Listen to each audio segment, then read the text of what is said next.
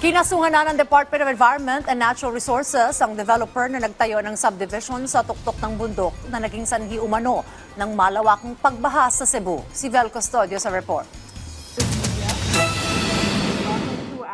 Naghain na ng criminal case ang Department of Environment and Natural Resources laban sa developer na Monterrazas de Cebu na isa sa itinuturong sanhi ng matinding pagbaha sa Cebu noong nakaraang buwan matapos manalasa ang bagyong Tino. For the Monterrazas case, we already filed a criminal case on December 3, 2025 for violation of Section 77 of Presidential Decree number 705 or the revised Forestry Code against the corporation.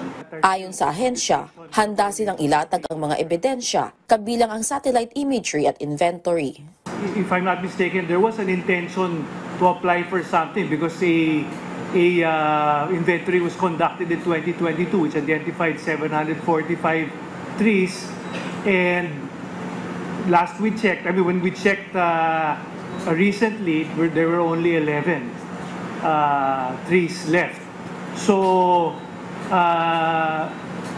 sa kaso na yan, siyempre maglalabanan ng ebidensya. They have their claim and we have our, before this case was filed, of course we studied whatever we had in the regional level. Maharap ang developer sa 2 hanggang 3 taong pagkakakulong na may 1 hanggang 10,000 pisong multa. Kukumpiskahin din ang kanilang mga gamit at otomatikong kakansilahin ng permit o lisensya. Patuloy naman ang pakikipag-ugnayan ng DENR sa local government unit patungkol sa nangyaring anomalya.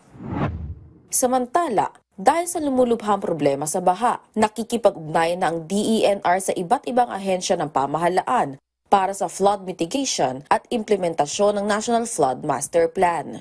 Flood mitigation, as the President has constantly stressed, must begin at the headwaters with forests, wetlands, and watersheds, not merely at the point where this water overflow.